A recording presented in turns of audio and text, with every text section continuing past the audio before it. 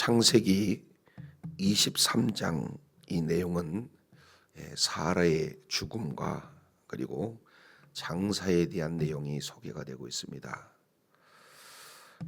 최초의 약속의 사람이 약속의 땅에서 이렇게 죽고 장사된 내용을 소개를 하고 있는데, 사라가 장사된 그 내용을 너무나도 구체적으로 아주 길게 기록하고 있는 장이 23장이다 이렇게 볼 수가 있습니다. 그래서 이렇게 장사를 구체적으로 기록하는 그런 어떤 과정은 합법적으로 약속의 땅, 가나안 땅이 이제는 그 값을 지불하고 산 합법적인 땅을 소유하는 과정을 구체적으로 이렇게 기록하고 있어서 이제는 그 땅의 소유권이 진정한 주인이 누구신가 하는 내용을 아주 역사 속에, 성경 속에 이렇게 기록함으로 분명한 그런 내용들을 이렇게 소개하고 있습니다. 그러나 그 속에서 더 보다 그 근본적인 그런 내용은 하나님께서 약속하신 그런 그 약속을 이루시는 구심점이 바로 여기에 아브람과 그리고 사라가 묻히는 무덤을 중심으로 진행했는데, 바로 아브람 먼저 누가 죽습니까? 사라가 죽는 내용이 오늘 본문에 소개가 되고 있어요.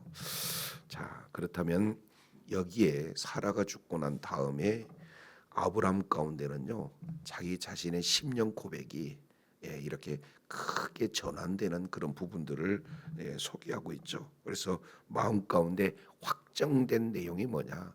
내가 이 땅에 살아야 할 이유와 목적은 무엇인가를 구체적으로 표현을 하고 있어요. 그래서 이제 아브람이 사라가 죽은 이후에 10년 가운데 확정된 내용은, 나는 이 땅에 발 딛고 살지만 나의 본향은 따로 있다는 것. 그래서 이 땅에 사는 삶을 하나의 나그네의 삶이다, 이방인으로서의 삶이요, 바로 거류민으로서의 삶이다라는 것을 분명히 말씀을 하고 있습니다. 그래서 오늘 본문의 말씀을 통해서 저와 여러분이 진정한 본향이 무엇이고 이 땅에 살아가면서 어떻게 살아갈지 오늘 말씀을 통해서 우리가 살펴보기로 하는데요. 먼저 23장 1절 한번 보세요.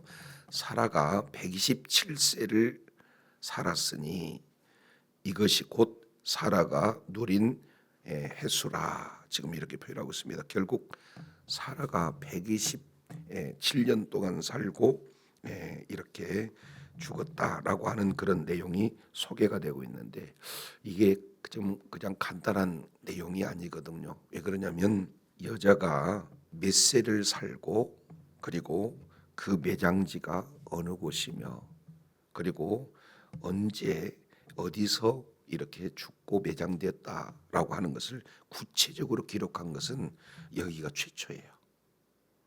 그러니까 지금 히브리인들의 그런 관점 내용을 통해서 보면은 여인들이 굉장히 멸시천대를 받는 그런 모습들을 보게 되죠. 가끔씩 여자의 이름이 나오지만 거의 대다수가 이름이 잘 기록되고 있지 않고, 특히 족보에는 거의 이렇게 기록되지 못합니다. 그리고 이제는 계수하는 데서도 다 빠지죠. 심지어는요, 하나님이 임재하는 성전에서 이렇게 하나님 앞에 예배드리는 장소도 달라요. 우리가 잘 알고 있지만 이방인의 뜰이 있고, 그 다음에 여인의 뜰이 있고, 그리고 뭐예요? 남자의 뜰이 있고 제사장의 뜰이 있고, 이런 어떤 구역을 이렇게 이렇게 설정하면서 이런 이방인들은 절대로 유대인의 자리에 들어갈 수가 없고, 여인들 역시 마찬가지로 남자의 자리에 갈 수 없는 이렇게 구별된 내용. 그 당시에는 여자의 인권이라고 하는 것이 존중받지 못한 그런 때예요. 그럼에도 불구하고 사라가 127세를 살았다. 그리고 그가 죽은 장소가 헤브론이다, 이렇게 구체적으로 명시한 것은 그만큼 하나님께서 이런 사라에 대해서 귀하게 여겼다라고 하는 것을 성경을 통해서 우리가 살펴볼 수가 있습니다. 그러면 우리가 이제 한 가지 질문이 있겠죠. 왜 사라는 다른 여인들과 다르게 그의 몇 년 동안 살았고 어디에서 죽었다라고 이렇게 구체적으로 그 죽음을 장황하게 이렇게 기록을 하고 있을까? 이런 어떤 의구심이 들 수가 있지 않습니까? 자, 이런 내용에 대해서 히브리 기자와 베드로 사도가 이렇게 표현을 해요. 우리 잠깐 히브리서 11장을 한번 보겠습니다. 히브리서 11장 이 내용은 우리가 잘 알고 있는 믿음의 모범을 보인 믿음의 거장들에 대한 내용이 소개가 되고 있죠. 자, 그러면서 히브리서 11장 11절 내용을 보면은 믿음으로 사라 자신도 나이가 늙어 뭐 했으나 단산하였으나, 그러니까 사실은 단산했다. 그 얘기는 불임 상태다는 거예요. 여인으로서 이제 기능이 죽은 상실된 그런 상태다.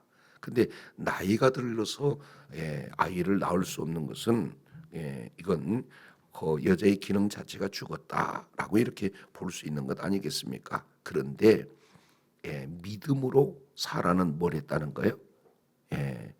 잉태하는 힘을 얻었다. 지금 이렇게 표현을 하고 있습니다. 생식 능력을 뭐 한다는 거예요? 회복했다. 지금 이렇게 성경은 말씀하고 있습니다. 그러면 왜 믿음으로 됐는가라는 것을 그 뒤에 이유를 설명을 하고 있습니다. 이는 약속하신 일을 뭐 한 줄로 함이라 미쁘다라고 했다는 뜻은 뭡니까?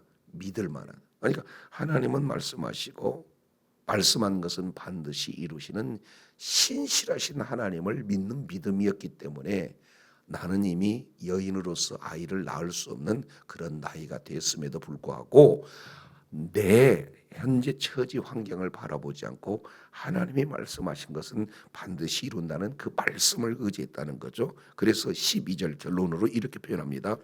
이러므로 죽은 자 방불한 한 사람으로 말미암아 하늘의 허다한 별과 또 해변의 무수한 모래와 같이 많이 뭐했다? 생육했다. 결국에는 이 사라의 믿음을 통해서 잉태되어지는 이삭, 그리고 그 이후에 영적 후손들을 보면은 하늘과 땅에 헤아릴 수 없는 그런 이런 영적 육적 후손들을 많이 이렇게 생산해 나는 결정적인 믿음의 소유자를 히브리 기자는 누구로 보고 있어요? 사라로 보고 있어요. 그러니까 많은 여인들 가운데 하나님의 마음에 흡족한 그런 여인이 그가 이제 127세로 죽었던 것을 우리 주님께서는 기억을 하시고 지금 성경에 기록을 하고 있는 그런 어떤 모습 아니겠습니까? 요건 머릿속에 기억하시고 우리 베드로전서 한번 보세요.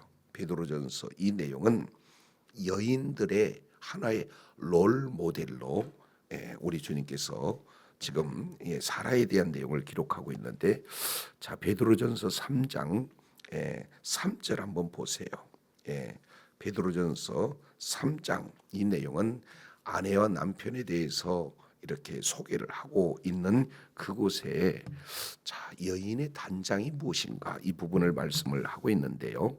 여인의 단장은요 외적 단장도 있지만 우리 하나님이 주목한 것은 외적 단장보다도 내적 단장을 귀하게 여깁니다. 3장 3절 너희의 단장은 머리를 꿈고 금을 차고 아름다운 옷을 입는 외모로 하라 하지 말라 하지 말라.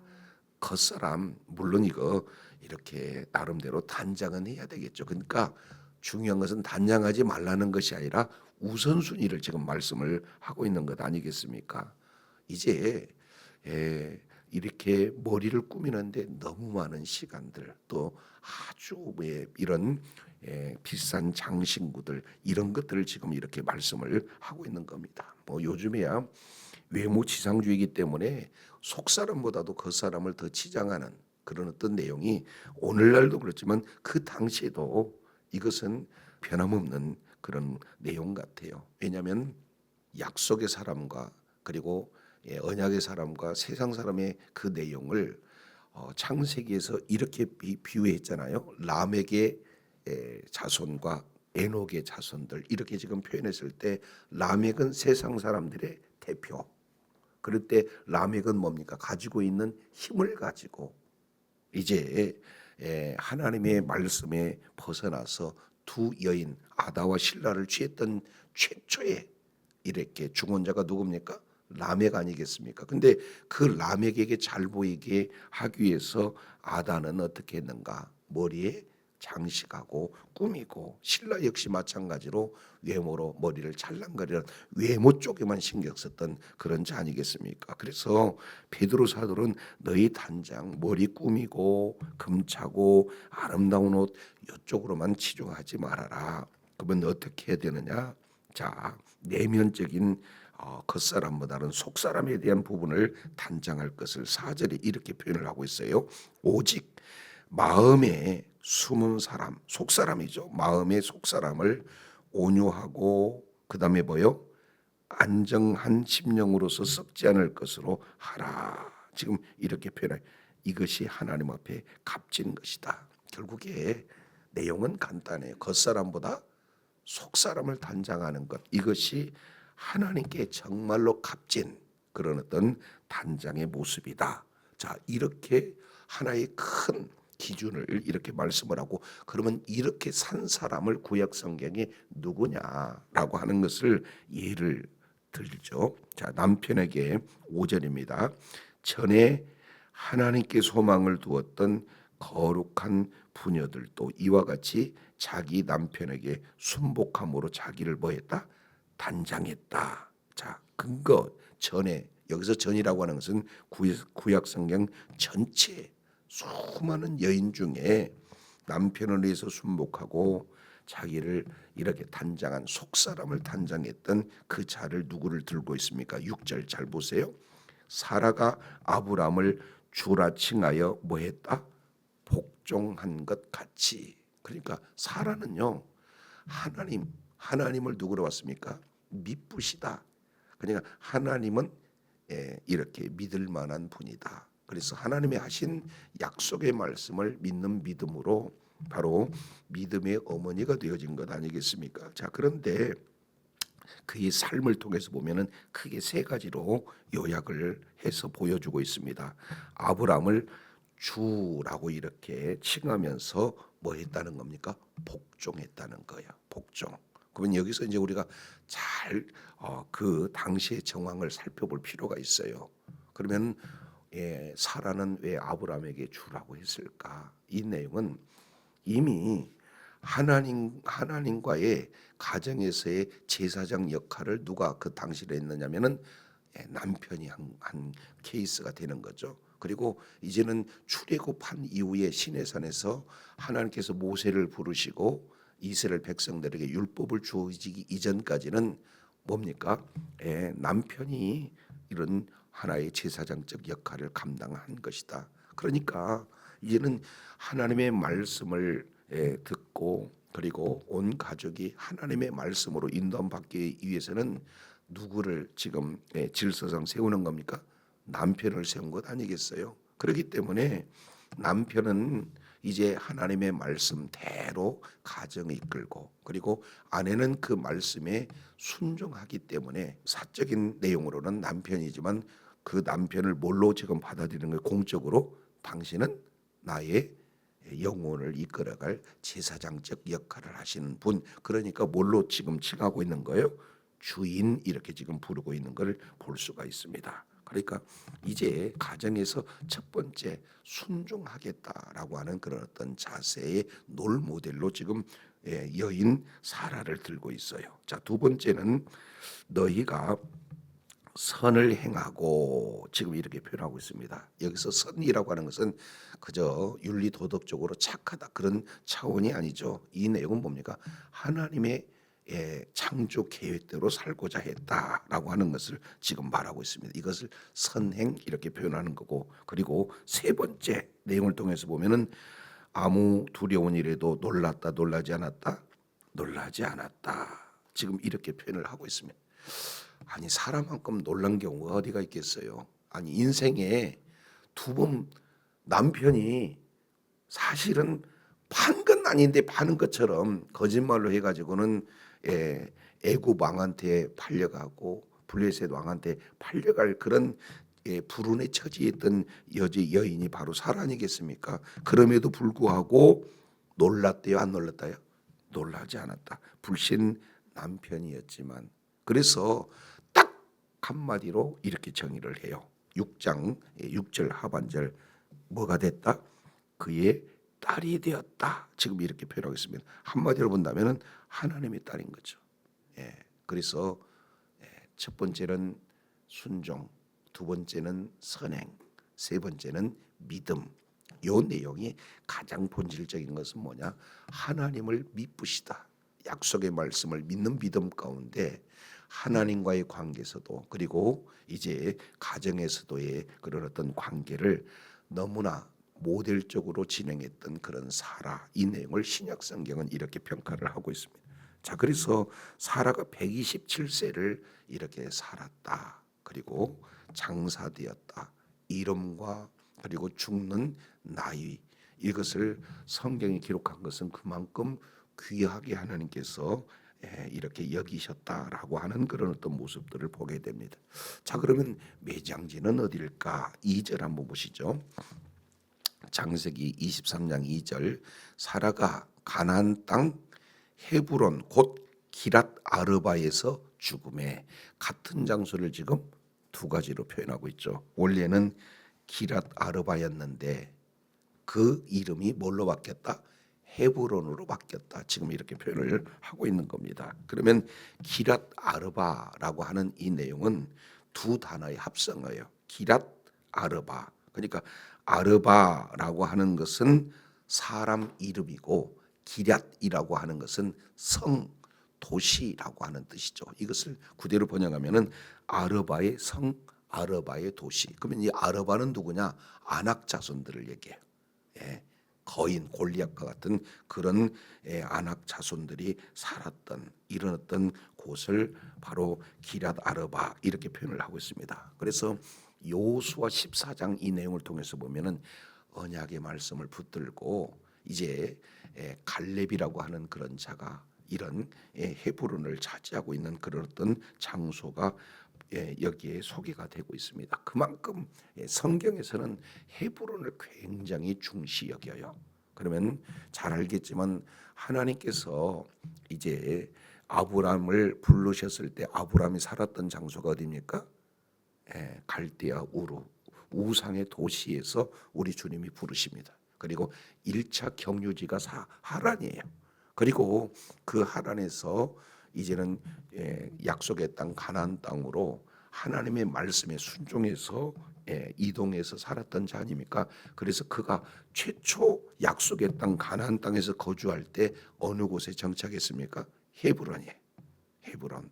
그리고 그 다음에 애굽으로 내려갔다 또 블레셋으로 이렇게 오랫동안 거주하면서 다시 브엘세바로 그리고 헤브론으로 지금 정착하는 그 인생의 여정을 우리가 이제 살펴볼 수 있는 것 아니겠습니까? 그런데 이 헤브론은 뜻 자체가 하나님의 교제의 자리예요. 그래서 하나님의 말씀에 순종하고 정착해서 거기서 하나님께 단을 쌓고 하나님과 교제하는 그런 어떤 자리. 창세기 18장 이 내용을 통해서 보면은 이제 소돔 고모라를 멸하시기 위해서 세 사람이 등장하잖아요. 그곳에서 아브라함과 하나님의 그런 어떤 대화를 이렇게 살펴볼 때 거기에서 아주 나그네 환대법으로 융숭한 대접을 이렇게 받고 하나님과 긴밀한 교제가 이뤘던 장소가 어디입니까? 헤브론이. 동시에 이 헤브론 속에서 아브라함은 하나님의 말씀에 불신해서 이렇게 비웃었고 그리고 사라도 속으로 웃었던 그 장소가 바로 헤브론이에요.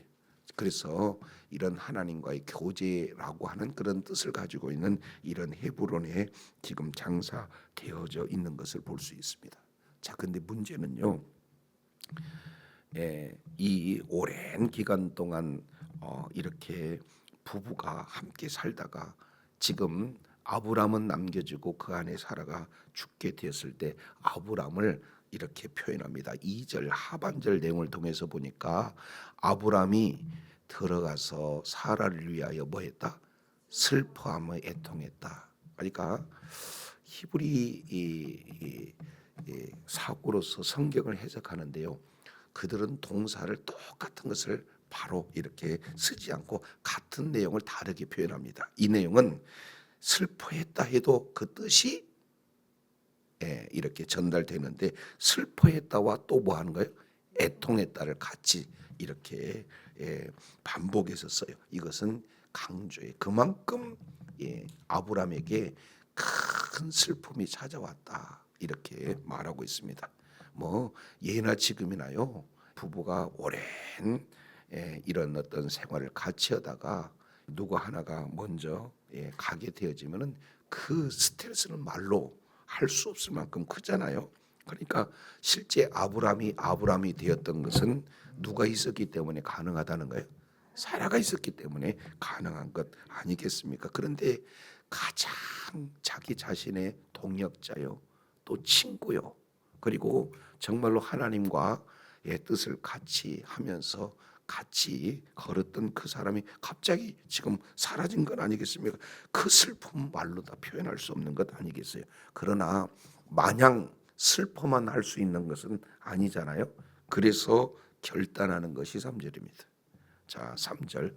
뭐 중동에는 날씨가 굉장히 덥기 때문에 시신이 빨리 이렇게 부패하게 됩니다. 자, 그래서 3절 내용을 통해서 보면 그의 시신 앞에서 일어나 쿰이라고 하는 단어를 써요. 그것은 그냥 단순하게 일어났다, 뭐 장례를 치기 위해서 일을 한다 이런 내용도 1차적으로는 되어 있지만 실제 그 중심은 확정짓다라고 하는 그런 뜻이 있어요. 그러니까 지금까지의 아브라함의 삶의 궤적이 이제는 아내 사라가 죽고 난 다음에 분명히 확정되어지는 심령의 변화가 있다는 한 단어가 일어나라고 하는 이런 뜻 속에 담겨져 있어요. 그래서 확정적인 내용이 뭐냐? 헤브론에게 가서 찾아갑니다. 여기서 헤브론이라고 하는 것은 가나안 7족속 중에 한 족속을 이렇게 말하고 있어요. 히타이트족이라고도 하죠. 그러니까 아주 철기 문화를 가장 우선식으로 받아들였던 아주 강력한 족속을 헷족속 이렇게 표현을 하고 있습니다. 함의 손자가 되겠다 이렇게 지금 표현을 하고 있습니다. 자, 그래서 3절과 일어났다라고 하는 것 이것과 뒤에 우리 20절 한번 보시겠습니다. 우리 잠깐 20절 내용을 통해서 보면은 헷족속이 아브라함의 소유주로 뭐 했다? 확정했다. 이것도 쿰이에요, 사실은. 그러니까 일어났다, 확정되었다. 원어적 내용으로는 사실은 어근이 같다 이렇게 지금 볼 수가 있습니다. 그러니까 이제는 쿰으로 시작해서 쿰으로 마치는 아브라함의 그 결단의 모습이 소개가 되고 있어요. 그래서 이걸 간단하게 우리에게 구조로 이렇게 살펴본다면 아브라함은 3번씩 가가지고 이 헷족 속에 가가지고 요구하고 또 요구하고 또 요구한 것은 이 사라의 매장지를 지금 달라고 하는데 이걸 조금 더 구체적으로 표현을 해요.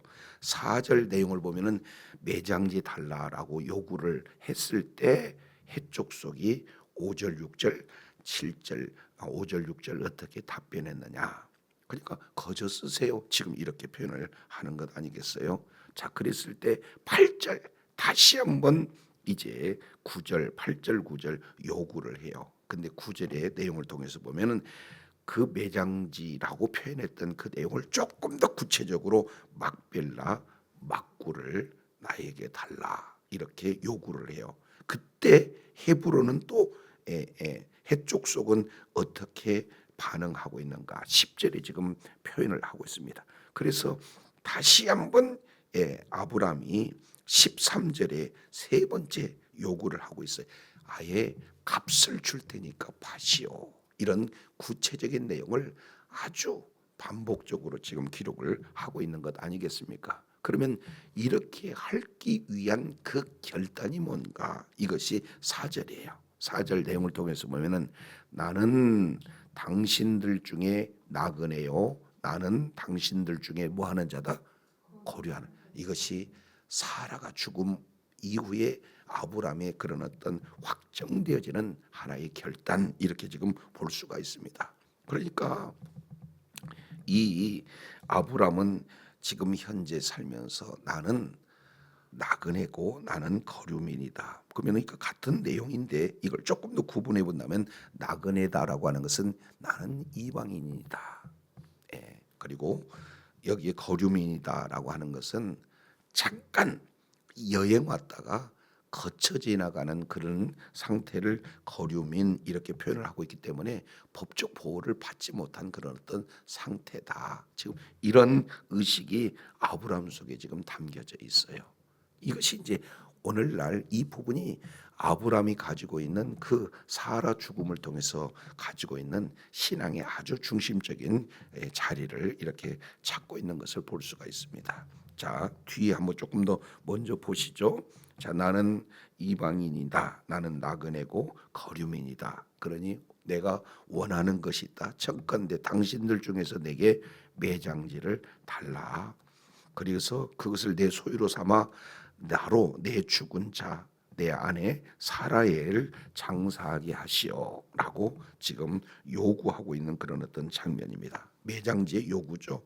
그랬을 때 헤타이트 족속, 헷 족속이 아브라함에게 이렇게 답변합니다. 내 주여 뭐요? 들으소서. 여기서 내 주라고 하는 것은 그냥 쓰는 용어 아니잖아요. 그러니까 그 당시에 가장 최고로 존경에 이렇게 받는 사람에게 쓰이는 단어가 바로 내 주라고 하는 최고의 존칭이죠. 하나의 그들이 봤을 때도요. 이방인의 모습으로 봤을 때 하나님을 이렇게 언약을 따르는 그런 신앙의 모범적인 자가 누구냐? 아브라함이다. 지금 이렇게 표현을 하고 있습니다. 그래서 뭐라고 하냐면 당신은 우리 중에 하나님의 누구다? 지도자다. 참 이방인 속에서 섞여 살면서 신앙의 모습을 이방인들이 봐도 저들은 우리의 뭐가 된다는 것? 지도자가 된다는 것. 그러니까 얼마나 좋은 평판을 받으면서 살았는가 한 단어 속에 잘 지금 요약되고 있는 것 아니겠습니까?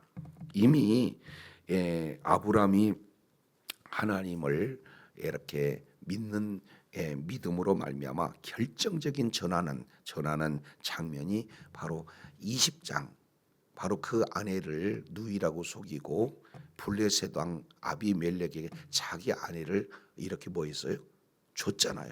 그런데 이렇게 사실은 아내를 파는 비겁한 찌질한 그런 어떤 남편의 모습이었는데 하나님께서는요 거기에 직접 개입해 가지고는 아비멜렉에 있는 모든 여인들의 아내 그 왕의 부인뿐만 아니라 어떻게 됩니까? 시녀들의 모든 여인의 태까지 다 달았는데 아니 아브람 자신도 지금 아이를 낳지 못하고 있는 거 아니에요? 사라 사이에서. 그런데 네가 기도해 주면 아이를 낳겠다. 그런데 와서 아비멜렉이 찾아와 갖고 아브람한테 하나님이 그러시는데 당신이 기도를 하면은 우리 가정이 회복이 된다, 치료가 된다. 그러니 제발 좀 기도 좀 해달라고 부탁하는 건 아니겠어요? 자, 그런데 아브람은 진심으로 기도했고 실제 태가 열렸어요. 그러면은 나는 아이를 못 낳는데 이방인은 하나님의 말씀을 듣고 이미 태가 끊긴 가정인데도 하나님의 말씀을 그대로 순종하는 모습을 보면서 이제는 아브람 믿음이 성장되어지고 누구 믿음이 성장되는 겁니까? 사라의 믿음이 성장되는 거 아니겠어요? 그래서 그 이듬해에 21장에서는 뭐라고 표현합니까? 그 아이를 이삭이다. 지금 이렇게 표현을 하고 있는 것을 보게 됩니다. 그래서 22장 하나님께서는 약속하시면 반드시 이루신 분이기 때문에 결국에는 하나님은 네 후손이 별과 같이 많을 것이다 라고 하는 것을 내가 믿지 않아서 웃었을 때 우리 하나님께서는 너와 언약하지 않고 네 아들 이삭 그리고 그 후손들과 언약한다. 그러면 결국 아이를 죽인다면은 하나님은 약속이 이제는 지키지 못하는 이런 부지시다라는 사실을 아니까 22장 아브라함은 번제를 드릴 때 그냥 번제 드려요? 그냥 기쁨으로 드려버립니까? 머뭇거리지 않잖아요. 그러니까 아브라함의 신앙에 아주 중요한 그런 요소는 하나님의 약속이 있어요. 약속을 반드시 뭐 하시는 분? 이루시는 분. 그러면 여기서 아비멜렉에게 했던 것처럼 내가 하나님 앞에 기도하니까 이제 블레셋 왕도 이런 엄청난 하나님의 은혜 가운데 가는구나. 그러니까 지금 여기서 지금 살면서 주변에 수많은 사람들을 나그네 환대법의 내용을 통해서 보면은 어떻게 돼요?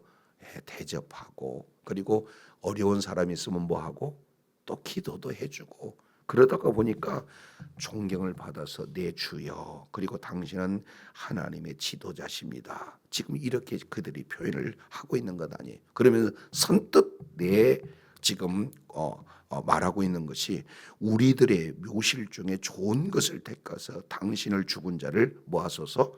장사하소서. 아니 자기 묘실에 당신의 죽은 자 장사하는 사람을 금할 자가 있다 없다? 없다. 아니 선뜻 자기 땅을 내줄 만한 존경받는 그런 어떤 위치에 서 있다라고 이렇게 볼 수가 있어요. 그러면은 아브라함이 이러한 신앙의 아주 결정적인 확정의 내용이 바로 나그네다. 지금 이렇게 표현하는데 요걸 히브리 기자는 뭐라고 표현하는지 이제 이거 한 구절을 찾아보고 마치겠습니다. 히브리서 11장 한번 보세요. 9절 보시겠습니다. 9절. 자, 8절부터 보죠. 믿음으로 아브라함은 부르심을 받았을 때 순종하여 장래 기업을 받을 땅에 나갈새 뭐 하지 못하고 갔다? 갈 바를 알지 못하고 왔어. 이건 창세기 12장에 우리가 말씀을 나눴죠. 떠날 곳은 분명한데 가야 할 것은 보이실 땅이에요. 그러니까 갈 바를 알지 못하고 나갔다. 자, 그러면서 9절입니다. 믿음으로 그가 어디에서 이방 땅에 있는 것까지 약속의 땅에 거하며, 그러니까 자 동일한 약속을 유업으로 받는 그런 이삭과 야곱과 더불어서 어디에 거주했다? 장막에 거주했다. 지금 이렇게 표현하고 있어요. 그러니까 아브라함은요 가쁩니다. 창세기 14장 내용을 통해서 보면은 가병 318명이 소개가 되고 있지 않습니까? 그러니까 지금도 종업원이 318명 정도가 되면은 중견기업 이상이에요. 그잖아요. 그러면 돈이 많겠어요, 적겠어요? 많아요. 그러면은 괜찮은 경치에다가 집을 지을 수 있는 그런 풍성한 물질도 있을 법하잖아요. 근데 집 안 져요. 어떻게 어디서 살았어요? 장막, 천막 치면서 살았다. 이 땅에 집 짓지 않겠다는 의지가 이 속에 담겨져 있는 겁니다. 왜 그럴까요? 10절. 이는 하나님이 뭐 하시고 여기서 계획하다는 것은 설계자라는 거예요. 예. 이 계획하고 지으실 터가 있는 어디를 바라봤다? 성을 바라. 예, 이것은 이제 고린도후서 5장에서 좀 자세히 기록하고 있는데 사람으로 지은 이 땅의 텐트 같은 것에 마음을 두지 않고 영원한 성, 하나님의 손을 짓는 하나님의 나라를 지금 바라봤다. 지금 이렇게 표현을 하고 있는 것 아니겠습니까? 자, 이제 그 다음에 사라는 우리가 살펴봤고 13절 보세요. 이 사람들은 다 믿음을 따라 죽었으며 약속을 받았다 받지 못했다? 약속을 받지 못했는데 그럼에도 불구하고 믿음을 따라 살았던 그런 자다. 그래서 그것들을 멀리서 보고 환영하며 또 땅에서는 외국인과 뭐처럼 살았다? 나그네로 살았다. 이같이 말하는 것은 그들은 본향을 찾는 것을 뭐하리라? 나타남이라. 그들이 나온 바 본향을 생각하면 돌아갈 기회가 있었으리뇨. 그러니까 갈대아 우르를 떠난 이후에 단 한 번도 그쪽에 얼굴 돌린 적 없다 그 말이죠. 그쪽에 내가 고향 땅을 그려서 그곳에 가서 살겠다. 아브라함 그런 적이 없다는 거죠. 왜 그런가요? 16절.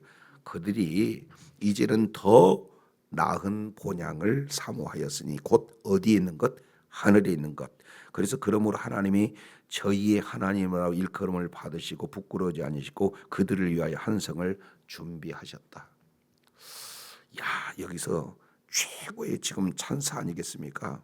자, 하나님이요. 하나님 자신을 누군가가 불러요. 하나님이 누구라고 하느냐 그랬더니 말씀 한마디로 천지 우주 만물을 창조하시는 창조주 하나님이다. 여기 1번. 두 번째, 나는 아브라함의 하나님이다. 2번. 우리 주님은 선택을 뭐 했을까요? 천지 우주 만물을 창조하는 나는 창조주 하나님으로 불리기보다는 나는 아브라함의 하나님으로 불리기를 원한다. 그만큼 누구를 귀하게 여겼다는 거예요? 아브라함을 귀하게. 한마디로 본다면 그는 뭘로 살았어요? 믿음으로 살았어요. 그 믿음으로 살았던 그 삶의 궤적을 봤더니 나는 이 땅은 나그네요. 나는 이 땅을 거류자로 살 뿐 나의 진정한 본향은 이 땅이 아니라 하늘에 있어요. 그래서 하늘에서 영원한 집을 질 때 지금 이 땅 사는 우리 육신은 작업복에 불과하고 하나님의 나라에서 영원히 살 수 있는 그런 집을 짓는 것, 우리의 섬김, 우리의 하나의 사명을 감당하는 모든 사역 하나하나 이런 내용을 통해서 뭐겠다는 거예요? 하늘에서 집이 지어진다. 그러니 내 관심은 이 땅이 아니라 이 땅은 잠깐 거쳐가는 하나의 거류민의 자세지 진정한 우리의 고향은 하나님 나라에 있다라는 사실을 이렇게 분명히 말씀을 하고 있어요. 그래서 오늘 사라의 죽음을 통해서 아브라함의 새로운 결단, 이 내용이 바로 나는 누구다? 나그네다. 나는 누구다? 거류민이다. 저 여러분이 정말 이 땅에 살면서 하나님 나라의 소망과 비전을 가지고 이 땅에서 우리가 믿음으로 행하는 기도, 믿음으로 행하는 섬김, 믿음으로 행하는 전도, 믿음으로 행하는 모든 삶의 궤적들 하나하나가 천국과 연결됐다라고 하는 것을 기억하시고 이 땅의 소망보다는 하나님의 소망과 비전을 가지고 이 땅에서도 하나님과 동행하고 하나님 나라 안에서 천국을 누려야겠지만 영원한 하나님의 나라가 궁극적인 목적임을 깨닫고 주님 오시는 그날까지 천국 백성으로서 하나님 앞에 존귀하게 쓰임받고 허락하신 분복도 다 받아 누리는 지혜자요 축복자들이 다 되시길 간절히 소망합니다.